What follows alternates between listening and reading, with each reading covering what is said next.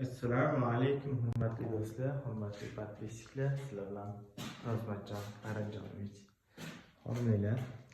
Mana bugungi Yevropeyskiy remontimizni obzoriga yetib keldik.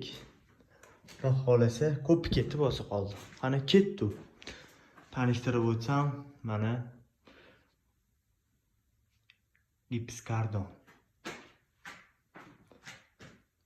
Patologga ustidan urilgan gips kardon.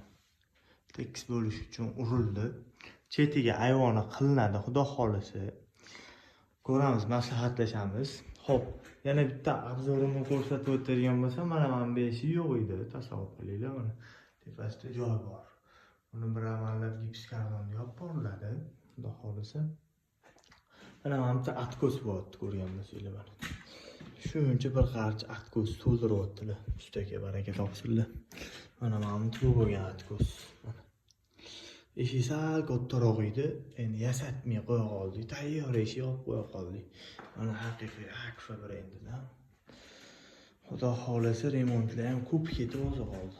Ko'pchilik bilan maslahatlashdim, ko'pchilik bilan surishtirdim. Tiga nima qilasizlar, nima qo'ysa bo'ladi deb chiroyli maslahatlarni qildim ustakalar bilan, yaqinlar bilan. Xudo xolasa tarket bo'ladigan bo'lyapti. Inshaalloh. Kafel qilmoqchi edik. Kafelni xudo xolasa mana tuvalet hammonga qo'yamiz inshaalloh mana.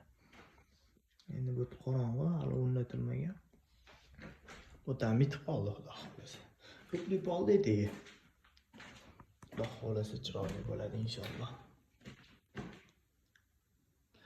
Yana yaxshilikda, sog'likda, salomatlikda ko'rishguncha yana sizlarga xudo xolasa remontimizni obzorini qilib turaman inshaalloh.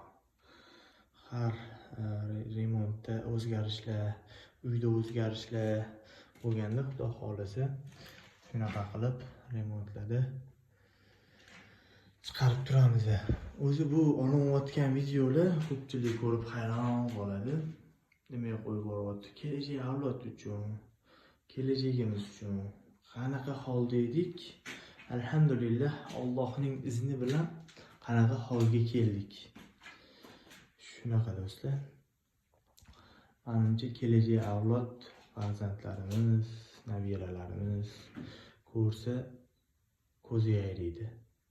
Mana qanaqa joylarda turishgan ekan, bizlarni tug'ilishimizgacha qanaqa joylar bo'lib qopti deb yaxshilikda ko'rishaylik.